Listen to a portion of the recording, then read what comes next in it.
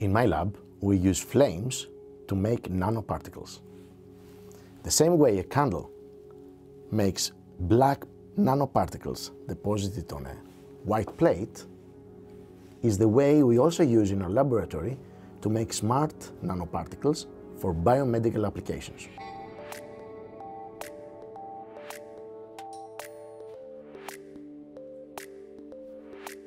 Drug-resistant bacteria is a growing problem in healthcare.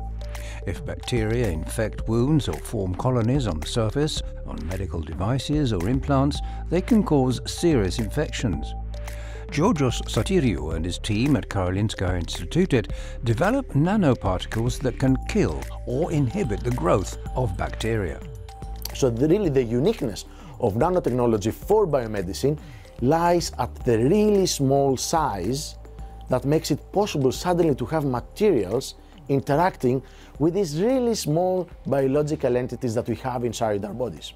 To make the nanoparticles, the researchers use a method called flame synthesis. So this is the high-tech version of the candle. This is our flame reactor. Instead of a candle, the researchers ignite a spray with tiny droplets containing atoms of the materials for the nanoparticles. The particles are formed in the high-temperature flame and get trapped in solid form in a filter above the flame where they can be collected. It's also possible to place medical devices in the top of the reactor and coat them with an antibacterial layer. By adjusting the flame, the size and the composition of the particles can be precisely controlled. Another advantage of this process is that we are very flexible in the composition of our materials.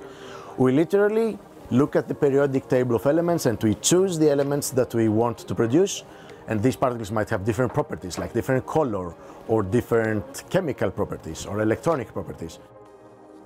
In the flame reactor, the researchers are making many different kinds of nanoparticles. Silver is one of the materials that the researchers are using.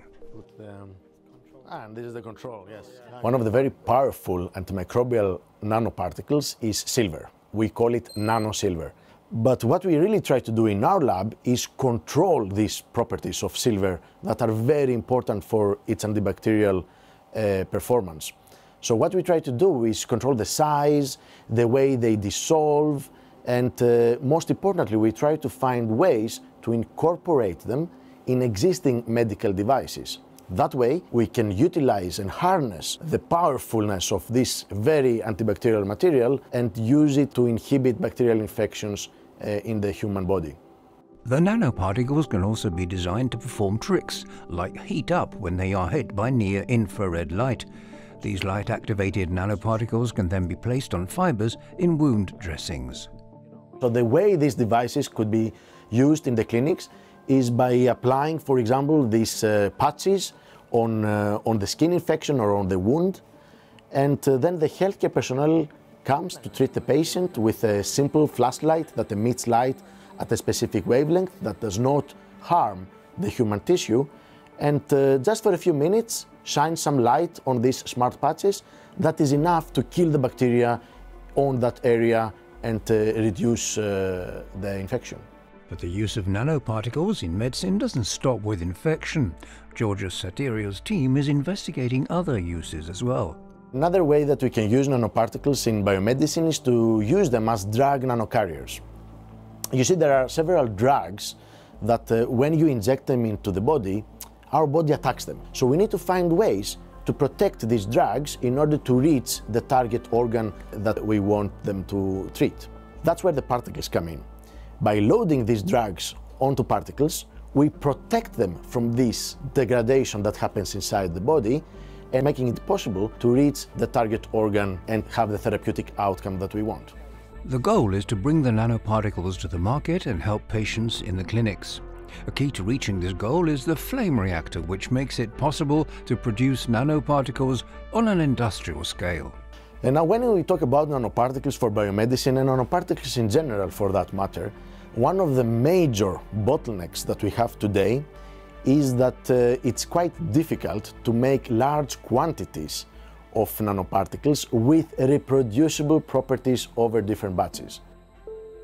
another important key to success is a close collaboration between experts in nanotechnology and medicine.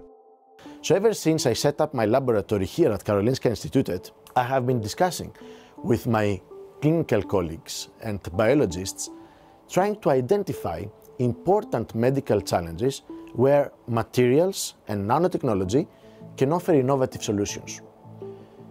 Because when you try to tackle a problem, bringing two disciplines or more disciplines together and working at the interface, very often we have highly innovative solutions to existing challenges that have not been solved before.